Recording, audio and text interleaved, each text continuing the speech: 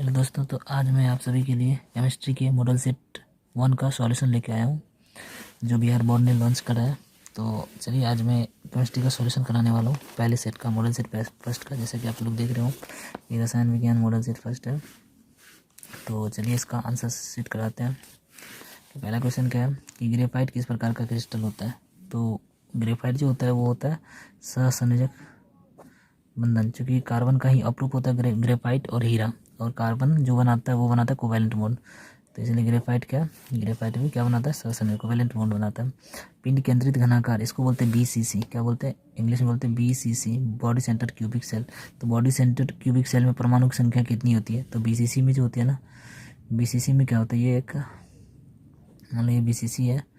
BCC में क्या होता है, सभी कॉर्नर पे एटम होते हैं और एक उसके बॉडी में होते हैं। तो सभी कॉर्नर का जो डिस्ट्रीब्यूशन होता है वो होता है 1/8 × 8, मतलब एक भाग प्लस एक बॉडी में पूरा एटम होता है। तो कितना हो जाता है टोटल, 2 एटम, मतलब 2 परमाणु की संख्या हो जाती है। तो इसका आंसर हो जाएगा 2। एफसीसी में 4 होता है, और एससीसी सिंपल क्यूबिक सेल में जो होता है उसमें एक एटम होता है, क्योंकि उसमें कॉर्नर पे ही होते हैं। बीसीसी में कहाँ पे होते हैं, सभी कॉर्नर पे, साथ ही साथ एक बॉडी पे भी होते हैं। और एफसीसी में क्या होता है, सभी कॉर्नर पे और सभी फेस पे होते हैं, इसलिए उसका कितना होता है, 4 होता है एटम संख्या फेस सेंटर में। विलीन का अनुसंख्या गुणधर्म होता है ना। ये जो कॉलिगेटिव प्रॉपर्टी है विलीन की, वो कौन सा होता है, 4 कॉलिगेटिव प्रॉपर्टी होती है। उसमें से क्या है, क्वथनांक का उन्नयन भी होता है, हिमांक का अवनमन, क्वथनांक का उन्नयन, हिमांक का अवनमन, वास्तव का अपेक्षिक अवनमन और प्रासरण दाब, 4 होते हैं अनुसंख्या गुणधर्म कॉलिगेटिव प्रॉपर्टी। अब कह निम्नलिखित में से कौन सा पदार्थ सबसे अधिक हिमांक अवनमन उत्पन्न करता है। तो ये डिपेंड करता है, हिमांक अवनमन से ये डिपेंड करता है वैंटअप फैक्टर पे, आई पे। और आई है ना, ऐसे अनुसंख्या गुणधर्म होता है किस, जो विलय के कणों की संख्या पर निर्भर करता है, उसी को बोलते हैं अनुसंख्या गुणधर्म। और ये अनुसंख्या गुणधर्म ही है हिमांक का अवनमन। तो इसमें क्या होता है, जो ये जिसमें आई का मान होगा, आई होता है वैंटअप फैक्टर, आई का मान अगर जिसका ज़्यादा होगा है ना, उसका हिमांक अवनमन भी क्या होगा, अधिक होगा। तो आई निकालने का तरीका, यहाँ पे चार्ज को दिखाना होता है, आयंस दिखाना होता है। ये नॉन इलेक्ट्रोलाइट सॉल्यूशन, ये भी नॉन इलेक्ट्रोलाइट है, ये दोनों इलेक्ट्रोलाइट मतलब ये दोनों इलेक्ट्रोलाइट है, ये और ये इलेक्ट्रोलाइट होते हैं, ये दोनों नॉन इलेक्ट्रोलाइट होती है। तो नॉन इलेक्ट्रोलाइट को अगर हम किसी सॉल्यूशन में डालते हैं तो जितना रहता है उतना ही रहता है, मतलब अगर इसका आई निकालोगे तो आपका इसका 1 निकलेगा और इसका भी आई 1 निकलेगा। लेकिन यहाँ पे Na+ और Cl माइनस, तो यहाँ पर Na+ और Cl-, तो यहाँ पर आई की वैल्यू कितनी होगी, यहाँ पे आई की वैल्यू 2 हो जाएगी। और यहाँ पर K2SO4 के अगर आप निकालोगे तो 2K+ और SO4 डबल माइनस, मतलब इसमें आयनों की संख्या कितनी होगी, 3। तो यहाँ पर आई की वैल्यू कितनी होगी, 3। अगर आई जिसका ज़्यादा उसका कॉलिगेटिव प्रॉपर्टी भी क्या होता है, ज़्यादा होता है, मतलब हिमांक का अवनमन क्या होगा, ज़्यादा होगा। तो इसका आंसर कौन सा होगा, ए नंबर। अब कह रहे हैं द्रवित NaCl के विद्युत अपघटन के कैथोड पर मुक्त होता है। तो जब NaCl का विद्युत अपघटन होता है वो भी क्या है, मोल्टेन। द्रवित मतलब होता है मोल्टेन, सिर्फ NaCl का, उसमें जल वल कुछ नहीं है, मतलब इसी को पिघलाया गया है NaCl को। तो इसके विद्युत अपघटन से क्या होता है, जो Na+ होता है और Cl- होता है, तो ये कह रहे कैथोड पर। तो कैथोड पे कौन जाएगा, प्लस जाएगा, कैथोड पे कौन जाएगा, नेगेटिव पे कौन जाता है, पॉजिटिव जाएगा। तो इसका मतलब कौन मुक्त होगा, सोडियम मुक्त होता है। 1 इलेक्ट्रॉन का मानक ऑक्सीकरण विभव 0.76 वोल्ट है, तो इसका मानक अपकरण विभव होगा। क्या होता है, जब ऑक्सीडेशन पोटेंशियल दिया होता है तो उसका रिडक्शन पोटेंशियल अगर आप निकालोगे, अगर ऑक्सीडेशन पोटेंशियल मान लो है ना, अगर x दिया है, x वोल्ट प्लस का, तो उसका जो रिडक्शन पोटेंशियल होगा वो माइनस का x वोल्ट होगा। तो यहाँ पर अगर प्लस का 0.076 वोल्ट दिया है, तो इसका जो रिडक्शन पोटेंशियल होगा क्या होगा, माइनस का होगा। तो इसका आंसर हो जाएगा C नंबर। अब नेक्स्ट क्वेश्चन है, चीनी का प्रतिलोपन को ग्लूकोज एवं फ्रक्टोज बनाने की अभिक्रिया को निम्न प्रकार से दर्शाया गया है। C12H+O11 ये है ना, ये चीनी का क्या किया गया, तोड़ा गया चीनी को। तो कह रहा है कि ये कौन सी अभिक्रिया की कोटि है। तो ये क्या होता है, ये जो होता है ना, ये होता है सीडो फर्स्ट ऑर्डर या यूनिमोलिकुलर रिएक्शन होता है। सीडो छदम प्रथम कोटि की है ना, सीडो फर्स्ट ऑर्डर रिएक्शन होता है। ये एक इस सीडो फर्स्ट ऑर्डर रिएक्शन का 2 एग्जांपल होता है, एक होता है एस्टर का जलांशन, ये क्या होता है, एक होता है एस्टर का जलांशन, किसका, एस्टर का जलांशन, और दूसरा होता है एस्टर का जलांशन, और दूसरा होता है ये चीनी का जो तोड़ा जाता है, चीनी का जलांशन। तो ये दोनों किसका एग्जांपल होता है, छदम प्रथम कोटि अभिक्रिया, मतलब ये सीडो फर्स्ट ऑर्डर रिएक्शन का होता है, किसका, सीडो फर्स्ट ऑर्डर रिएक्शन का, या pseudo unimolecular order reaction. अगर किसी अभिक्रिया के वेग निम्नलिखित प्रकार से व्यक्त होता है, वेग के इक्वल टू ये दिया हुआ, इस अभिक्रिया की कोटि होगी। अब दिया हुआ है कि A²B, और कह रहे हैं इसमें अभिक्रिया कोटि। तो अभिक्रिया की कोटि क्या होता है, अभिक्रिया कोटि होता है अभिकारक के सांद्रण के घातों के योग को बोलते हैं, है ना, किसी भी रासायनिक अभिक्रिया के सांद्रण, ये अभिक्रिया में अभिकारक के सांद्रण के घातों के योग, तो यहाँ पर घात कितना है 2, यहाँ पर कितना है 1, तो कितना हो जाएगा 2 + 1। वेग समीकरण में अभिकारक के घात होती है, इसका क्या हो जाएगा, थर्ड कोटि का अभिक्रिया हो जाएगा।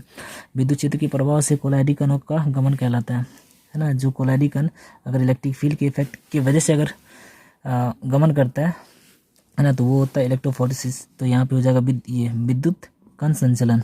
इलेक्ट्रिक अगर विद्युत प्रभाव से, अगर विद्युत क्षेत्र के प्रभाव से कोलाइडी कणों का गमन होता है तो उसको बोलते हैं विद्युत कण संचलन। वह प्राकृतिक पदार्थ जिससे धातु का निष्कर्षण फायदेमंद होता है ना, जिसको आसानी से निष्कर्षण किया जाता है उसको क्या बोलते हैं, अयस्क। क्योंकि धातु को जिससे धातु प्राप्त किया जाता है वो क्या होता है, अयस्क होता है। सभी अयस्क तो खनिज होता है, जैसे आपने सुना सभी अयस्क खनिज होता है, लेकिन सभी खनिज अयस्क नहीं होते, क्योंकि कुछ खनिज ऐसे होते हैं जिसमें बहुत ज़्यादा इम्प्योरिटीज होती है, लेकिन हमें धातु उससे आसानी से प्राप्त करना होता है। जिसमें धातु की मात्रा अधिक होती है उसको बोलते हैं, उससे धातु आसानी से प्राप्त होता है। जिसमें धातु की मात्रा अधिक हो और अशुद्धि की मात्रा कम हो तो वो क्या होता है, अयस्क। कम खर्च पे प्राप्त किया जाना। साइनाइड विधि द्वारा प्राप्त धातु है। साइनाइड विधि द्वारा जो प्राप्त किया जाता है वो होता है सिल्वर। कौन सा, सिल्वर होता है, साइनाइड विधि द्वारा प्राप्त किया जाता है। निम्नलिखित में कौन हाइड्रोजन बंध नहीं बनाता है, तो आप ये याद रख सकते हो FON, है ना। ये जो फोन है ना, ये हाइड्रोजन बॉन्ड बनाता है। क्या बनाता है, हाइड्रोजन बॉन्ड बनाता है। अगर फोन हाइड्रोजन बॉन्ड बनाता है तो FON के साथ हाइड्रोजन है, जिन में वो हाइड्रोजन बॉन्ड बनाएगा, बाकी नहीं बनाएगा। तो देखो यहाँ पे नाइट्रोजन के साथ हाइड्रोजन है, ऑक्सीजन के साथ हाइड्रोजन, फ्लोरीन के साथ हाइड्रोजन, इसका मतलब ये तीनों हाइड्रोजन बॉन्ड बनाएगा और HCl हाइड्रोजन बॉन्ड नहीं बनाएगा। इसका आंसर हो जाएगा C। S8 में सल्फर की ऑक्सीकरण संख्या, S8 में है ना, ये इसका फ्री स्टेट है। और फ्री स्टेट में है ना, कोई भी तत्व जो फ्री स्टेट में अपना ऑक्सीडेशन स्टेट शो करता है वो 0 शो करता है। जैसे हो गया O2 हो गया, O2 N2 Cl2, ये सब क्या है। जैसे सल्फर का फ्री स्टेट होता है S8, तो जितने भी अपने मूल अवस्था में ऑक्सीकरण स्टेट दिखाता है वो 0 दिखाता है, तो इसका आंसर होगा 0। निम्नलिखित यौगिक में सबसे प्रबल अम्ल जो होता है ना वो कौन होता है, HF। कौन है, HF, ठीक है। गोताखोरी में शोषण हेतु यंत्रों में किन गैसों का मिश्रण प्रयुक्त किया जाता है, तो इसमें हेनरी का ही एप्लीकेशन है। क्या होता है, जब गोताखोरी में, जब गोताखोरी मतलब वो जो सी डाइवर्स होते हैं ना, वो जब उसमें जाते हैं समुद्र में, है ना, तो वो क्या करते हैं, हीलियम सिलेंडर लेके जाती है। हीलियम, उसमें ऑक्सीजन भी रहता है और नाइट्रोजन मिक्सर भी रहता है, ताकि क्या होता है ना कि जो हीलियम होता है ना, ये क्या करता है ना, ब्लड में वो नाइट्रोजन ऑक्सीजन गैस को घुलने नहीं देता है ना, इसलिए। तो हीलियम ऑक्सीजन नाइट्रोजन के मिक्सर को ले जाता है सिलेंडर में। संक्रमण तत्व का स्थान आवर्त सारणी में क्या होता है, संक्रमण तत्व को ही क्या बोलते हैं, डी ब्लॉक के तत्व को ही संक्रमण तत्व कहा जाता है। निम्नलिखित में कौन प्रथम संक्रमण तत्वों के श्रेणी का सदस्य नहीं है, क्रोमियम है, मैग्नीज भी है, आयरन भी है, लेकिन इसका आंसर क्या होगा, मैग्नीशियम। मैग्नीशियम डी ग्रुप के तत्व नहीं है। मैग्नीशियम का परमाणु संख्या कितना, 12 होती है। अब कह रहे हैं कि निम्नलिखित कह रहे हैं कि लेंथेनाइड संकुचन किस तत्व के लिए उत्तरदायी होता है, तो लेंथेनाइड संकुचन जो होता है ना वो उत्तरदायी होता है ये जर्कोनियम और हाफेनियम जो होता है, इसकी त्रिज्या जो होती है ना लगभग समान होती है ड्यू टू लेंथेनाइड कॉन्ट्रैक्शन, है ना। लेंथेनाइड कॉन्ट्रैक्शन की वजह से जर्कोनियम और हाफोनियम, है ना, जर्कोनियम और हाफनियम, इन दोनों के जो रेडियस होती है ना वो क्या होती है, समान होती है ड्यू टू लेंथेनाइड कॉन्ट्रैक्शन। निम्नलिखित संक्रमण धातु के आयनों में कौन प्रतिचुंबकीय है, तो आप यह देखोगे इसका, तो आप Zn30 इसका कितना होता है, प्रतिचुंबकीय अनुचुंबकीय पहचानने का तरीका होता है, जिसके बाहरी कक्षा में अनपेयर्ड इलेक्ट्रॉन की संख्या उपस्थित, जिसमें अनपेयर्ड इलेक्ट्रॉन उपस्थित होते उसको बोलते हैं पैरामैग्नेटिक अनुचुंबकीय, और जिसमें अनपेयर्ड इलेक्ट्रॉन नहीं होते उसको बोलते हैं डायमैग्नेटिक। तो इसमें जिंक का आप निकाल करके देखोगे तो इसमें हो जाएगा ये डायमैग्नेटिक हो जाता है, क्योंकि इसके लास्ट में 3d10 बचता है और 4s2 तो बाहर यहाँ से 2 इलेक्ट्रॉन निकल जाता है, तो 3d10 का मतलब हो गया इसमें अनपेयर्ड इलेक्ट्रॉन नहीं बचते हैं। अगर अनपेयर्ड इलेक्ट्रॉन नहीं बच रहे हैं तो इसका मतलब ये क्या हो जाएगा, डायमैग्नेटिक सब्सटेंस हो जाता है। अब इसमें करें कि जटिल आयन CuNH3 का होल 4, ये संरचना वर्गतलीय है, तो जटिल आयन में Cu2+ का परसंकरण कितना होता है, तो इसका जो परसंकरण होगा ना ये हो जाएगा DsP2। आप यहाँ इसको याद रख सकते हो, NH3 है ना, ये स्ट्रॉन्ग लिगेंड होता है और स्ट्रॉन्ग लिगेंड में उल्टा हो जाता है DsP2, मतलब चूंकि ये क्या कि अनपेयर्ड इलेक्ट्रॉन को पेयर कर देता है, इसलिए इसका जो होगा वर्ग समतलीय है तो वर्ग समतलीय के लिए DsP3 होता है और sp3 होता है टेट्राहाइड्रल के लिए। अब यहाँ पर है PtC2H4Cl3-1 में प्लेटिनम की ऑक्सीकरण संख्या होती है, आप इसका निकाल लो। इस प्लेटिनम की निकालना है तो यहाँ पे इसको x मान लो, और इस पे क्या होता है, इस पर 0 होता है तो प्लस का 0, 3 है तो यहाँ पे 1 क्लोरीन पे -1 होता है, 3 क्लोरीन पे -1 और टोटल चार्ज किसके इक्वल है -1 के। तो आप इसको सॉल्व करो तो यहाँ हो जाएगा x, यहाँ -3 इज इक्वल टू -1, ये -3 उधर जाएगा तो +3, तो कितना जाएगा +3 में से 1 जाएगा +2, तो इसका आंसर हो जाएगा बी नंबर। ठीक है, सेकेंडरी ब्यूटिल क्लोराइड का IUPAC name, secondary butyl chloride का जो आईपीएसी नेम होगा अब मैं आपको बता देना चाहूँ। Secondary butyl chloride CH3CHCl CH2CH3 ये होता है सेकेंडरी ब्यूटाइल, क्योंकि ये सेकेंड नंबर पे, ये देखो जो कार्बन, जिस कार्बन से क्लोरीन जुड़ा है वो दो कार्बन से जुड़ा है, तो ये सेकेंडरी कार्बन है और सेकेंडरी कार्बन से क्लोरीन जुड़ा है, इसको बोलते हैं सेकेंडरी ब्यूटाइल। ठीक है, अब इसका आईपीसी नेम लिखो तो 1 2 3 4, तो क्या हो जाएगा 2-क्लोरोब्यूटेन, क्या हो जाएगा 2-क्लोरोब्यूटेन, 2-क्लोरोब्यूटेन, तो इसका नाम हो जाएगा बी नंबर, आंसर हो जाएगा। कह रहे निम्नलिखित में किस विधि द्वारा प्राइमरी सेकेंडरी और टर्शियरी अल्कोहल में विभेद किया जाता है। तो इसमें ऑक्सीकरण विधि, इससे भी होता है लुकस प्रतिकारक विधि और विक्टर मेयर विधि, इन तीनों से प्रयुक्त सभी से किया जाता है। इसमें तीनों से प्राइमरी अल्कोहल का विभेद किया जाता है। निम्नलिखित में किसका प्रयोग है ना निश्चितक के रूप में किया जाता है। तो बेहोश के लिए जो है ना, निश्चितक के लिए जो अगर किया जाता है तो वो क्लोरोफॉर्म जो होता है ना, क्लोरोफॉर्म लिक्विड होते हैं, वो क्या होता है, किसी भी इंसान को बेहोश करना है तो उसके लिए क्लोरोफॉर्म नहीं होता, मूवी सब में भी सुनाया जाता है। तो क्लोरोफॉर्म क्या है, एक निश्चितक के रूप में किया जाता है क्लोरोफॉर्म का उपयोग।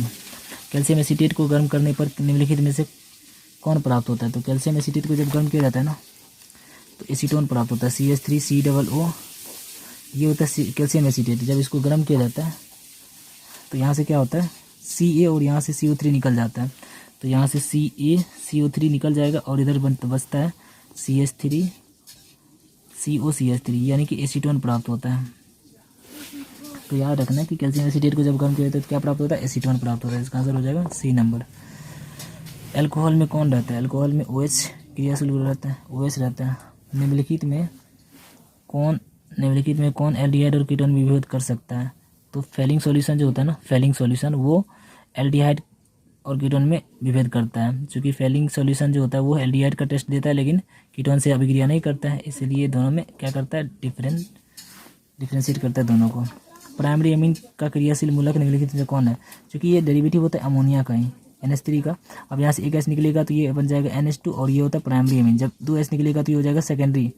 जब यहाँ से एक H और निकल जाएगा तो यहाँ से बन जाएगा ये सेकेंडरी एमीन। तो प्राइमरी एमीन का एग्जाम्पल, तो प्राइमरी एमीन का कौन सा है, बी नंबर का हो जाएगा। तनु एवं अल्प क्षारीय के मनोफोर के घोल को कहा जाता है, इसको बोलते हैं बेयर्स रिएजेंट। क्या बोलते हैं, बेयर रिएजेंट, मतलब बेयर अभिकर्मक। तो इसका आंसर हो जाएगा सी। फिनॉल को जस्ता चूर्ण के साथ उबालने पर निम्नलिखित में क्या बनता है ना। जब फिनॉल को, ये जो फिनॉल है C6H5OH, ये फिनॉल है। बेंजीन में जब ये इसको ऐसे आप लिख सकते हो, ये फिनॉल है। फिनॉल को कह रहा है कि जिंक के साथ जब गर्म किया जाता है तो क्या बनता है, जिंक क्या करता है ना, ऑक्सीजन को यहाँ से है ना एब्जॉर्ब कर लेता है और यहाँ से जिंक ऑक्साइड में कन्वर्ट हो जाता है और इधर क्या बचता है C6H6, मतलब बेंजीन प्राप्त होता है। क्या प्राप्त होता है, बेंजीन। तो जब भी फिनॉल की अभिक्रिया जिंक डस्ट से कराया जाता है तो क्या प्राप्त होता है, बेंजीन प्राप्त होता है। तो इसका आंसर हो जाएगा बेंजीन, सी नंबर। इसमें कार्बोक्सिलिक अम्ल का क्रिया से क्या होता है, C OH। एक कार्बनिक यौगिक को अभिक्रिया NaHCO3 के संतृप्त जलीय विलयन में कराने पर फटफटाहट होती है, निम्न से वो कौन सी गैस है। वो कार्बन डाइऑक्साइड गैस निकलता है ना, वो फटफटाहट के रूप में, तो वो अम्ल देता है। कौन देता है, अम्ल। तो इसका आंसर क्या हो जाएगा, एसिटिक अम्ल। ईस्टर को निम्नलिखित में से किस सूत्र से प्राप्त किया जाता है। ईस्टर का जो सूत्र होता है RC⋯OOR, या इसी को आप लिख सकते हो RCOOR। तो इसका आंसर हो जाएगा बी नंबर। ये होता है कीटोन का, ये होता है एसिड कार्बोक्सिलिक अम्ल का, और ये क्या होता है, एल्डिहाइड का। नाइट्रो एल्केन के अपकरण से बनता है, नाइट्रो एल्केन के अपकरण से जो बनता है वो प्राइमरी एमीन बनता है। क्या बनता है, प्राइमरी एमीन। DNA और RNA में समान भस्म उपस्थित होता है। इन दोनों में आप याद रख सकते हो ACG है ना, ACG, A से एडेनिन, C से साइटोसिन और G से गुएनिन। तो मतलब ये तीनों जो होते हैं, ये तीनों क्या होता है, इसमें कॉमन होता है DNA और RNA में। तो ये इसका आंसर हो जाएगा बी नंबर। निम्नलिखित में कौन साधारणतया मानव शरीर द्वारा नहीं बनाए जाते हैं। देखो एंजाइम, ये तो बनता है, प्रोटीन बनता है, हार्मोन भी बनता है शरीर में, लेकिन विटामिन जो होता है ये फूड से प्राप्त होता है। इसका आंसर हो जाएगा बी नंबर। ये मानव शरीर द्वारा नहीं प्राप्त किया जाता, बनाया जाता है। फिर उसके बाद क्या, निम्नलिखित में किस बहुलक में एमाइड बंद होता है। तो एमाइड जो होता है वो नायलॉन 66 में होता है, क्योंकि इसका जो पॉलीमर होता है, इसमें मैंने बताया था एमाइड में क्या होता है, एक होता है हेक्सामिथिलीन, डायमीन और एडिपिक एसिड से मिलकर के बनता है। हेक्सामेथिलीन डायमीन, हेक्सामेथिलीन डायमीन मतलब वही NH2CH2 का होल 6 CH2 इस टाइप से होता है, NH2 ये होता है हेक्सामेथिलीन डायमीन। इसी का इसका और एडिपिक एसिड को जब मिलाया जाता है ना, इन दोनों को मिलाने के बाद नायलॉन 66 प्राप्त होता है। तो याद रखना है कि एमाइड बंध जो होता है वो नायलॉन 66 में और नायलॉन 6 में होता है। नेक्स्ट क्या, ऑर्लोन एक बहुलक है। ऑर्लोन जो होता है ना, नेक्स्ट ऑर्लोन एक बहुलक है। ऑर्लोन जो होता है ना, ये होता है एक्रिलो नाइट्राइल का, किसका, एक्रिलो नाइट्राइल का। पॉली एक्रिलो नाइट्राइल होता है PAN, वही है पॉली एक्रिलो नाइट्राइल का, ये मोनोमर होता है। और इस ये जो एक्रिलो नाइट्राइल है का ये क्या है, एक बहुलक ऑर्लोन। निम्नलिखित में कौन कृत्रिम मीठा अभी करता है, तो इसमें क्या है ना, सैकरीन, ये तो मीठा होता ही है। सोडियम साइक्लोमेट ये भी मीठा होता है। एस्पारेट मतलब इसका सभी आंसर हो जाएगा। निम्नलिखित में कौन सी दवा बुखार कम करता है, बुखार कम करने वाला जो होता है वो क्या होता है, एंटीपायरेटिक होता है ना। और दर्द कम करने वाले क्या बोलते हैं, एनाल्जेसिक। और ये जो होता है उपशामक है ना, ये टेंशन दूर करने के लिए किया जाता है।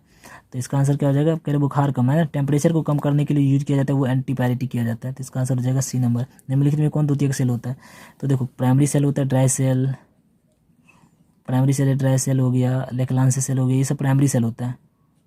क्या होता है, प्राइमरी सेल। और प्राइमरी सेल को जो एक बार चार्ज करते हैं तो फिर से दोबारा हम चार्ज नहीं कर सकते हैं, दोबारा यूज नहीं कर सकते। लेकिन लेड स्टोरेज हो गया, एक होता है निकल कैडमियम सेल, ये सब क्या होता है, ये सेकेंडरी सेल होता है। तो इसका आंसर हो जाएगा लेड स्टोरेज बैटरी।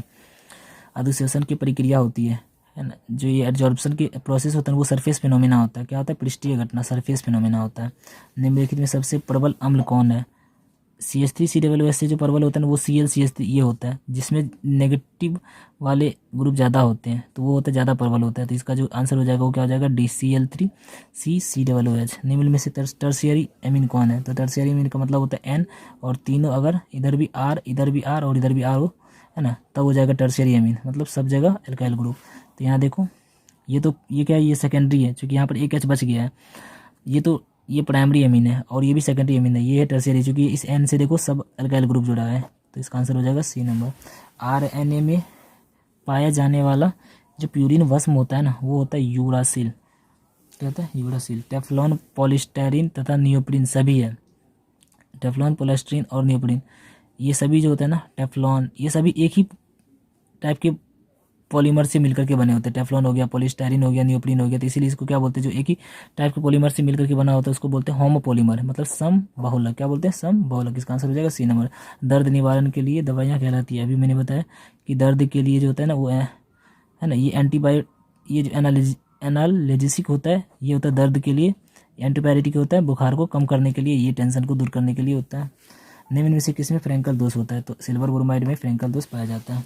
वायुमंडलीय दाब पर निम्नलिखित में किसका क्वथनांक सबसे उच्च होगा, तो मैंने बताया था अभी कि I का मान जिसका ज़्यादा होगा उसका क्वथनांक सबसे ज़्यादा होगा। तो यहाँ पर I का मान कितना होगा, Na+Cl- मतलब 2, यहाँ पर I का मान कितना होगा, Ba+Cl2 मतलब यहाँ पे हो जाएगा 3 और यहाँ पे हो जाएगा I का मान 1 और यहाँ पे I का मान 1। तो इस I का मान जिसमें ज़्यादा है ना, क्वालिटेटिव प्रॉपर्टी उसकी ज़्यादा, तो इसका मतलब ये आंसर हो जाएगा C नंबर। वायुमंडलीय, फिर क्या है, वायुमंडलीय दाब पर निम्नलिखित में किसका क्वथनांक सबसे ऊंचा, ये तो हो गया। सोडियम क्लोराइड के जलीय घोल का विद्युत विच्छेदन करने पर धनोद और ऋणोद पर है ना, कैथोड और एनोड पे क्या प्राप्त होगा। तो अगर ये सोडियम क्लोराइड को कह रहा है तो मान लो यहाँ पे सोडियम क्लोराइड है और वाटर है, तो इन दोनों को जब कराया जाता है ना तो क्या होता है, जैसे हमारे पास Na+ और यहाँ पर एक H+ बनेगा और इधर बचेगा Cl-, यहाँ पे O-। तो इसमें क्या होता है, तो इसमें होना क्या है कि जो Na+ और H+ है ये दोनों में से ये कहाँ पे जाएगा, ये कैथोड पे जाना है इसको, और इसको कहाँ पे जाना है, एनोड पे। तो कैथोड पे कौन जाता है, जिसका रिडक्शन पोटेंशियल ज़्यादा होता है। तो इसमें आप देखोगे हाइड्रोजन का जो रिडक्शन पोटेंशियल होता है ना वो श्रेणी में उसमें सबसे ज़्यादा किसका होता है, हाइड्रोजन का रिडक्शन पोटेंशियल होता है। हाइड्रोजन जाएगा कहाँ, किस पे, कैथोड पे मुक्त होगा, और क्लोरीन और ऑक्सीजन में ये H यहाँ पे OH- होगा, ऑक्सीजन नहीं, यहाँ पे क्या होगा OH-, H+ और OH-। तो क्लोरीन और हाइड्रोक्साइड में इसमें देखोगे तो आप क्लोरीन का जिसका ये एनोड पे जाएगा और एनोड पे वही जाता है जिसका ऑक्सीडेशन पोटेंशियल क्या होता है, या जिसका रिडक्शन पोटेंशियल लो होता है। तो इसमें क्लोरीन का क्या होता है, कम होता है ना। तो इसका आंसर हो जाएगा, या इसका ऑक्सीडेशन पोटेंशियल हाई होता है क्लोरीन का, तो इसमें Cl मुक्त होगा है ना। तो यहाँ पर सोडियम क्लोराइड है तो यहाँ पर फ्लोरीन की जगह यहाँ पे समझ लो Cl2 है, तभी आंसर सही होगा, ये Cl2 और H2। इसका आंसर हो जाएगा B नंबर। जल में H2 और Cl2 से 2HCl, इस टाइप का जो अभिक्रिया होता है ना, ये फोटो सिंथेसिस होता है, फोटोकेमिकल रिएक्शन होता है। और फोटोकेमिकल रिएक्शन मतलब H2 + Cl2 से HCl बनाने के लिए यहाँ पर क्या करना होता है, सनलाइट लेना पड़ता है। और सनलाइट की अभिक्रिया, सनलाइट की उपस्थिति में जो अभिक्रिया होती है वो 0 कोटि की अभिक्रिया होती है। क्या कौन सी होती है, 0 कोटि की अभिक्रिया। तो इसका आंसर कौन सा होगा, डी नंबर। किसी गैस की ठोस सतह पर अधिशोषण की मात्रा निर्भर करती है, गैस के ताप पर, उस पर तो निर्भर करता है, गैस के दाब पर भी और गैस की प्रकृति मतलब उपर्युक्त सभी पर ये निर्भर करता है। अब इसके बाद क्या, कच्चा लोहा। कच्चा लोहा में अशुद्धि के रूप में निम्नलिखित में कौन सा तत्व अत्यधिक मात्रा में पाया जाता है। तो इसमें क्या होता है, जो पिग आयरन होता है उसमें कार्बन देखोगे तो आप 4% कार्बन पाया जाता है, मतलब कार्बन की अधिकता होती है, कार्बन की मात्रा के। निम्नलिखित में कौन सा ऑक्साइड उभयधर्मी होती है ना। इसमें एम्फोटेरिक जो होता है वो होता है जिंक ऑक्साइड। क्या होता है, जिंक ऑक्साइड। निम्नलिखित में सबसे प्रबल लुईस अम्ल कौन सा होता है, तो Bi3। कौन होता है, Bi3। बॉन्ड एंगल अगर आपसे पूछे तो बॉन्ड एंगल सबसे ज़्यादा इसका होता है, और सबसे प्रबल लुईस अम्ल जो होता है वो इसका होता है ना, क्योंकि इसका लेंथ ज़्यादा होता है। हीलियम का मुख्य स्रोत क्या होता है, मोनाजाइट है ना। हीलियम होता है रेडियो एक्टिव एलिमेंट। निम्नलिखित में कौन से उपधातु है, तो निम्नलिखित में जो उपधातु है, जो कि फास्फोरस के अधातु है, सल्फर के अधातु है, ब्रोमीन जो है ये भी क्या है, लिक्विड होता है ना। तो इसमें क्या है, तो इसमें जो होगा ये एंटीमनी जो होता है ना, जैसे 15वें ग्रुप में होता है नाइट्रोजन फास्फोरस, ये दोनों क्या होता है, गैस मतलब उपधातु होता है। नाइट्रोजन फास्फोरस उपधातु नहीं, सॉरी, अधातु होता है। नाइट्रोजन फास्फोरस अधातु होता है। फिर एंटीमनी जो होता है और आर्सेनिक जो होता है, आर्सेनिक और एंटीमनी जो होता है वो दोनों उपधातु होता है, और बिस्मथ क्या होता है, धातु होता है। इसका मतलब एंटीमनी क्या हो जाएगा, उपधातु। ठीक है। SO2 अणु में सल्फर का परमाणु प्रसंकरण क्या होता है, तो आप इसको निकालने के लिए, SO2 का निकालने के लिए मैंने एक रूल बताया था। इसमें क्या है, आप इसे याद रख सकते हो, सल्फर के वैलेंस इलेक्ट्रॉन, इसमें वैलेंस इलेक्ट्रॉन सेंट्रल मेटल के वैलेंस इलेक्ट्रॉन प्लस अगर हाइड्रोजन या हेलोजन की संख्या होगी तो उसको ऐड करना, पॉजिटिव चार्ज अगर हो तो उसको सब्ट्रैक्ट करना, और नेगेटिव चार्ज उसको ऐड करना होता है, और डिवाइडेड बाय 2। ऑर्बिटल की संख्या निकालने के लिए, हाइब्रिड ऑर्बिटल की संख्या निकालने के लिए करते हैं। तो यहाँ पर बैलेंस इलेक्ट्रॉन सल्फर कितने होते हैं, 6। क्योंकि यहाँ पर हाइड्रोजन हेलोजन ग्रुप नहीं है तो उसको हम नहीं जोड़ेंगे, ऑक्सीजन है यहाँ पर तो उसको नहीं जोड़ेंगे, और 6/2 कितना हो जाएगा, हाइब्रिड ऑर्बिटल की संख्या 3 हो जाएगी, और 3 का मतलब हो गया sp2, एक S 2 P, तो इसका आंसर हो जाएगा sp2। S3PO2 में एक S3PO2 जो होता है ना वो डायबेसिक एसिड होता है, क्योंकि क्या होता है, H3PO2 का जब आप स्ट्रक्चर बनाओगे तो PO यहाँ पर 2 OH होता है, 2 OH होता है और एक H होता है। तो जहाँ OH से यहाँ से H+, यहाँ से H+ निकल जाएगा, तो इसका मतलब कि 2 OH है ना, तो इसका मतलब 2 भास्मिक होगा। कितना होगा, डायबेसिक होगा। अगर S3PO4 होता तो यहाँ पर होता है ट्राइबेसिक, मतलब त्रिभास्मिक। और अगर S3PO2 होता तो क्या होता है, एक भास्मिक, है ना, मतलब मोनोबेसिक। फिर क्या, मर्क्यूरस आयन का जो सूत्र होता है ना वो होता है Hg2+, है ना। वैसे एक Hg+ होता है, लेकिन ये ज़्यादा स्टेबल नहीं होता। तो स्टेबिलिटी जैसे Cl2 देखते हो आप, है ना, Cl2 होता है वैसे Hg2 के रूप में होता है। तो Hg+, वैसे Hg पे 1+ होता है, लेकिन Hg2 पे अगर 2+ है तो इसका मतलब भी वही है कि Hg पे 1+ है। तो इसका मतलब मर्क्यूरस का जो होता है ना वो होता है Hg+। Au धातु की ऑक्सीकरण अवस्था जो होती है ना गोल्ड की, वो होती है 1 और 3। तो इसका आंसर हो जाएगा C। K4FeCN6 में Fe का प्रसंकरण होता है। इसका जो प्रसंकरण होता है ना वो होता है D2sp3। वैसे भी आप देखो यहाँ पे 6 है, लिगेंड की संख्या ही हाइब्रिड ऑर्बिटल की संख्या को डिनोट मतलब क्या करता है, इंडिकेट करता है। मतलब यहाँ पे 6 ऑर्बिटल चाहिए खाली इसको भरने के लिए, 6 लिगेंड। तो यहाँ पर क्या होता है ना कि 6 ऑर्बिटल। अब चूंकि CN जो होता है ना वो स्ट्रॉन्ग लिगेंड होता है, और जो भी स्ट्रॉन्ग लिगेंड होता है ना आप इसके देखोगे आयरन के, तो आयरन में यहाँ पे सबसे पहले तो इसका आपको ये निकालना पड़ेगा FeCN6, है ना। इसमें आपको ये निकालना पड़ेगा ऑक्सीडेशन। तो यहाँ पे +4, यहाँ पर -6, तो यहाँ +2 होगा। Fe का कितना होगा, +2। तो +2, तो इसका अगर आप निकालोगे तो इलेक्ट्रॉनिक कॉन्फ़िगरेशन निकालो तो 1:2 2:2 करके, तो यहाँ पे आर्गन, उसके बाद यहाँ पे आ जाएगा 4:2, ये 18 तक हो गया। ये 18 के बाद 4:2 और 46 ये हो गया।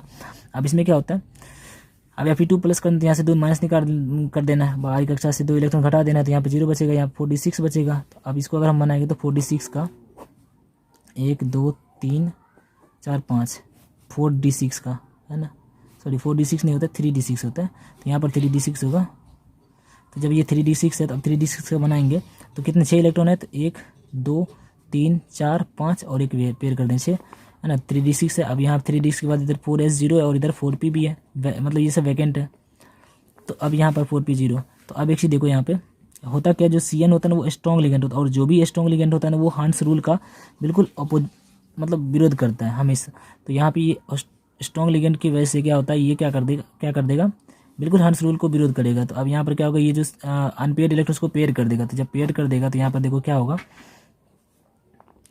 ये पेयर हो गया है ना, ये पेयर हो गया, उसके बाद ये भी पेयर हो जाएगा और एक ये भी पेयर हो जाएगा। तो अब बाकी दो जो है यहाँ पर दो ऑर्बिटल वैकेंट हो गया और इधर एक वैकेंट है और इधर 3 वैकेंट है। हमें कितना रिक्वायरमेंट, हमें ज़रूरत कितनी है, हमें ज़रूरत है 6 ऑर्बिटल की। तो 6 लिगेंड है तो 6 ऑर्बिटल को भरना है। तो D2S और यहाँ पे कितना P3, 3 1 4 2 6 हो गया। तो इसका जो हाइब्रिडाइजेशन होगा क्या होगा, D2sP3 ऑक्टाहेड्रल इनर वाला होता है। तो इसका आंसर हो जाएगा D2sP3 यानी कि सी नंबर। ठीक है। एथिल क्लोराइड में AgCN के साथ गर्म करने पर प्राप्त होता है एथिल आइसोसाइनाइड प्राप्त होता है। एथिल अल्कोहल के साथ किस यौगिक की अभिक्रिया से एथिल ब्रोमाइड बनता है। सिंपल है, एथिल अल्कोहल को जब आप Br2 से अभिक्रिया कराओगे, एथिल अल्कोहल होता है C2H5OH, जब इसकी अभिक्रिया Br2 से आप कराओगे जाता है तो क्या होता है, इथाइल ब्रोमाइड प्राप्त होता है। सिंपल है कि आप जब इसमें क्या है कि एथिल अल्कोहल के साथ किसी यौगिक की अभिक्रिया से एथिल ब्रोमाइड बनता है। तो यहाँ हो जाएगा कि Br2 से एथिल अल्कोहल की अभिक्रिया है ना, इथाइल अल्कोहल की अभिक्रिया जब Br2 से कराई जाती है तो क्या बनता है, इथाइल ब्रोमाइड प्राप्त होता है। सोडियम इथॉक्साइड तथा ब्रोमो इथेन अभिक्रिया करके देता है। 65 नंबर का क्वेश्चन है, सोडियम इथॉक्साइड और ब्रोमो इथेन अभिक्रिया करके देता है। सोडियम इथॉक्साइड, तो सोडियम इथॉक्साइड जो होता है वो होता है C2H5ON, ये हो गया सोडियम इथॉक्साइड, और इसकी अभिक्रिया करें ब्रोमो इथेन, तो ब्रोमो इथेन होता है C2H5Br। जब इससे अभिक्रिया करता है तो ये Na, ये Br ये ले लेगा और इधर क्या बन जाता है C2H5O C2H5, ये हो गया डाईथर, क्या हो गया डाईथाइल ईथर। तो इसका आंसर हो जाएगा डाईथाइल ईथर, तो डाईथाइल ईथर इसका आंसर हो जाएगा सी नंबर।